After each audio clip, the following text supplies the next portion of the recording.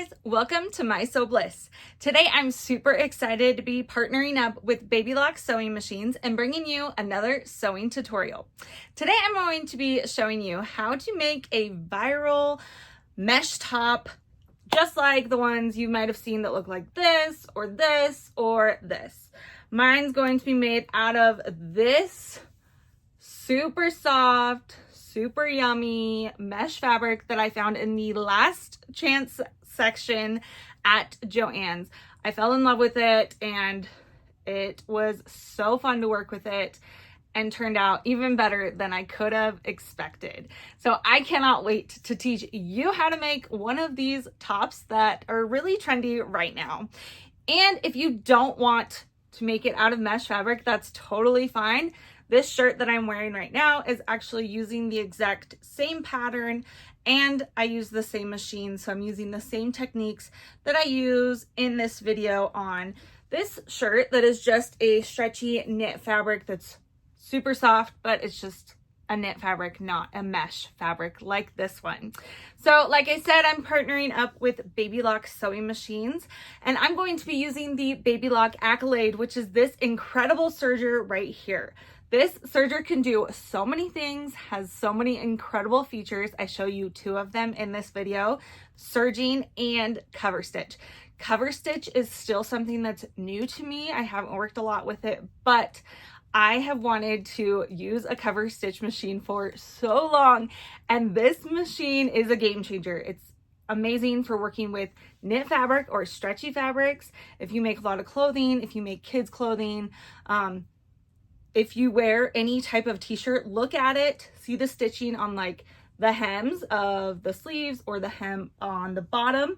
That is a cover stitch when it's the double needle stitch on the front, and then on the back is going to be like kind of like a serger stitch is what it looks like. It has like loops in it. That is a cover stitch. So it is so nice to finish off any clothing you're making.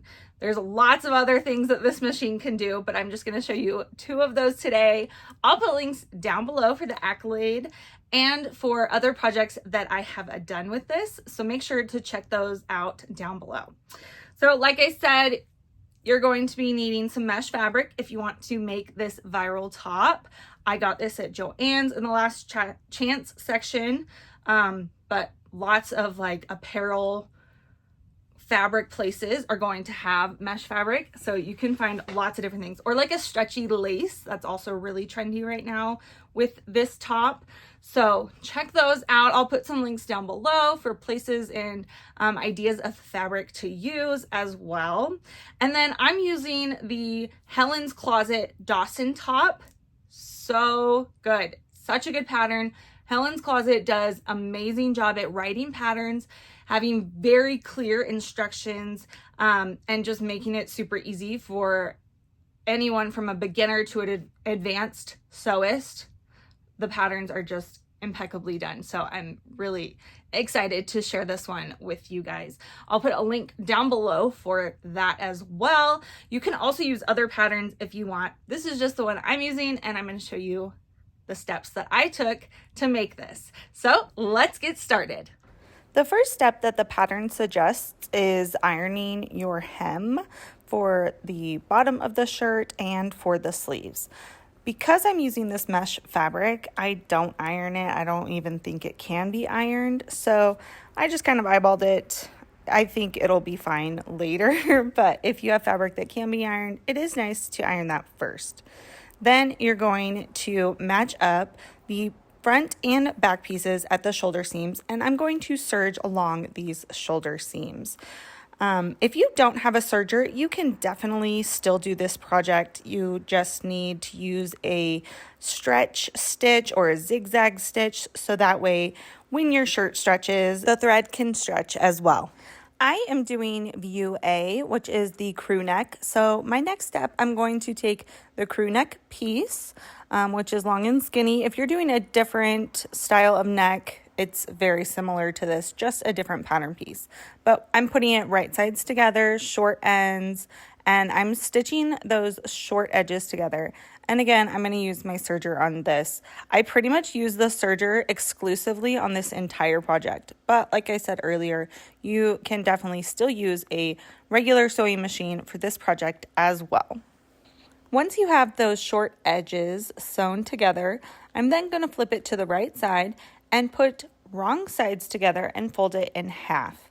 I'm matching up my seam and my notches. There should be 3 different notches, I believe, and then the seam as well. So you should have 4 spots that have markings.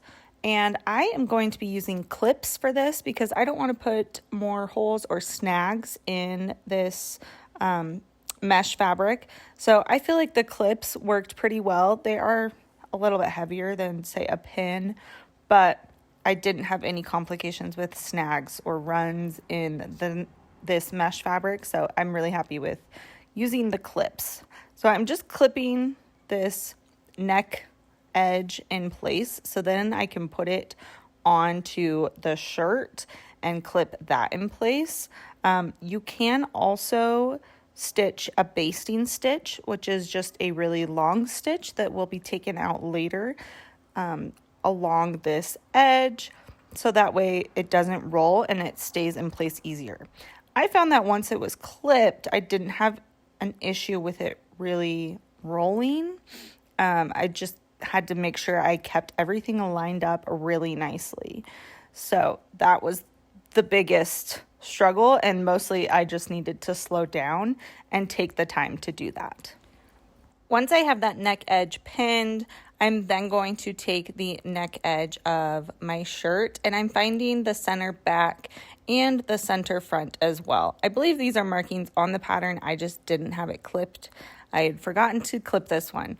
So I'm going to add my clips, mark it, and then evenly divide up the neckline to fit in with the 4 markings. So matching up the 4 markings to the neck piece as well. And that way it'll stretch equally around the whole neck edge and it's going to lay really nice and beautifully. So I'm going to pin all those in place.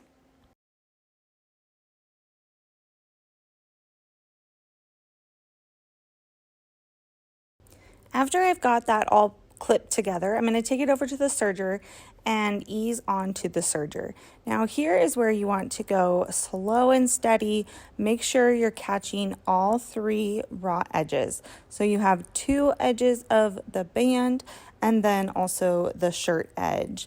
So this fabric can be really slippery, but if you go slow and steady, I found that it worked really well, sews up really nicely. Then when I come to the end, I like to leave a long tail. And then here you can see how that serging looks. It's beautiful and amazing. If you want to, especially if you're using not a see-through fabric or something like a little heavier of a weight, you can also do a top stitching to finish off that neck edge. I chose not to on this top, but my cheetah print, I was able to do a double needle stitch on top, but you could also use a cover stitch machine. Here I'm showing you how I like to tie my threads off so that my serging doesn't come unraveled. I like to do this on anything that's not going to be stitched over again. So this neckline is finished, so I'm just tying the ends. It's going to prevent any unraveling of my serging stitches and just kind of give it that finished professional look. So once it's tied in a knot, I just clip it really close to the knot. And then I have a beautifully finished neckline. I love how this looks. I didn't do top stitching, but if you want to, you can. Now I'm ready to put in my sleeves. So I like to lay it out on a table, open it up, so back and front, and then I'm going to be matching up the notches. So I'm finding the piece that's going to match my notches. I'm putting right sides together. This is going to look funny, but it'll work out in the end. So make sure your double notches match and your single notch matches. So you have the front of the sleeve and the back of the sleeve. Here I'm matching my double notch, my single notch. You can also mark the middle of the shoulder seam and then put it with your shoulder seam. And then I also clip the edges so that they're lined up. Once I have clipped all 4 maybe 5 of those spots, then I'm ready to take it over to the serger. I don't make sure it lays perfectly flat because it's not going to, and getting things lined up is really tricky at this point, and you really don't need it because sometimes when you are stitching this sleeve in, you're going to stretch it ever so slightly to make it fit as you sew. So once I'm over at the machine, I'm just going to slowly stitch this on, and I want to make sure both layers stay lined up, especially with a thin fabric like this. It can move a lot, especially with a silky smooth fabric like this as well. So take it slow, make sure your edges stay lined up, make sure your notches stay lined up, but a nice serger stitch does such a good job at this and really holds that sleeve in place and makes it look really nice and professional. Once you have both of those sleeves sewn in, now we're going to line up the side seams. And this is going to go from one end of the sleeve all the way down to the end of the shirt. And we're sewing one seam here. So just like before, I'm making sure both edge pieces are lined up, pinned in place. I match up the underarm seam and then sew down all the way to the end, going slow so that I make sure everything stays matching up. And I'm going to do this to both side seams of the shirt and sleeves. Again, this is one continuous seam down the edge of the shirt. And now you can try it on and see how it fits, make sure it looks good. Because our next step is finishing off the hem of the sleeves and the hem of the shirt. I'm showing here on the Accolade, you can do a cover stitch like I talked about at the beginning of this video. This is a fabulous way to finish off a knit shirt. And I love this chart that the Accolade comes with. It's super handy, so I always keep it close by to thread the machine. So I threaded it for this right hand cover stitch, and I practiced a few times. I highly recommend doing that if you're using a cover stitch.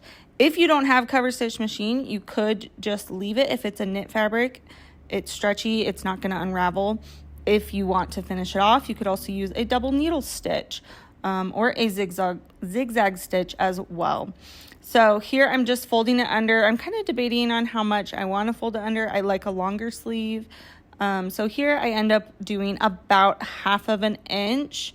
Again, try it on, make sure it fits, see what works for you, how long you want that sleeve to be, how long you want the hem to be, all that. And then go ahead and sew that stitch. So here I'm going to show you how I'm sewing the cover stitch. It's really a cool way of doing this. You turn the knife off on the serger and stitch in the round, and then to finish it off, I just tie the threads off just like I did my serger stitching.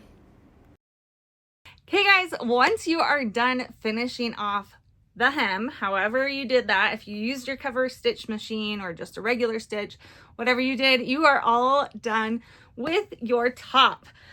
I love how this turned out. I just put a white t-shirt on underneath, but it's super cute. Love how it shows off this print. I also like how the pattern, the sleeve is like a little baggier. I don't like a super tight sleeve. So this is a good way to like transition from summer to fall to winter, or even winter to spring to summer. It's lightweight, breathable, but also kind of gives you still that little coverage. And like I said, this mesh is super soft. I'm so impressed with it. And it wasn't that hard to sew with. I was a little worried because I've never sewn with a mesh like this, but it was totally fine. Follow the tips that I share and you will do amazing. It's gonna be so good. Thanks so much for watching, guys. If you have any comments or questions, make sure to leave them down below in the comment section.